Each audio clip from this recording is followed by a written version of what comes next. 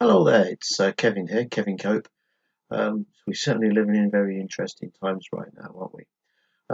All this use of video and video meetings has kind of made me think back to my time back in the very early 90s when I was very, very fortunate enough to work for a company called PictureTel and probably had some of the best times of my corporate world. And we were at the very forefront of video conferencing. And it was always a dream that everybody would be able to use video just like people are doing now.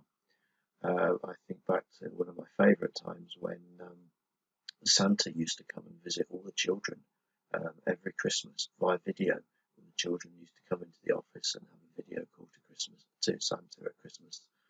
I'm not going to bust any myths there on that one, but it was certainly a very exciting time. But what it then led me to believe is that, or remember rather, is that there's a certain amount of etiquette, should we say, about having a video call, which I guess we used to sort of take for granted. But looking at some of the videos, it's clear that a lot of people just don't know that. One of the biggest things to think about and remember is when you're having a video call, um, video tends to amplify everything. So all your movements, all your actions, everything you do tends to be amplified compared to if you were sitting in a meeting room or sitting with a face-to-face meeting. Things to remember are if you're actually having a meeting with a particular time start, if you're a minute or two late, obviously that's never good to be late, but if you're a minute or two late for a physical meeting, people can get on and do things and it tends not to matter too much. But if you're sitting there waiting for a video call, looking at a blank screen, every second you're late is just amplified. Another thing to check is check what your camera is actually looking at. Check the camera angle because I've had so many meetings in the last few days where I'm looking up people's noses, and it's really not a good look. So make sure you're actually face on to the camera. Check where the camera is if you're using a computer, and check that you're looking at that angle all the time, and it's not, say, looking up your nose or other places that it shouldn't be looking at.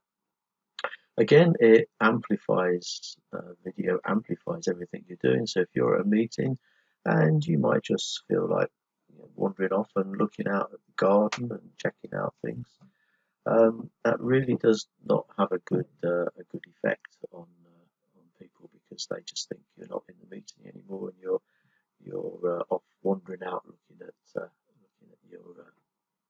your flowers in the garden, which quite clearly you are. Um, Another important thing is just the good manners that we should have in a meeting of letting the other person finish talking. If you do that in a physical environment, it's not ever good, but it's not so good.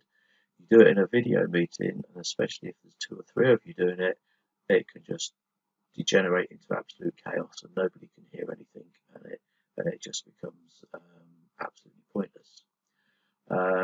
Equally, check out background noise. We're all working from home at the moment. If you are on a call, try and, if you possibly can, keep that to a minimum.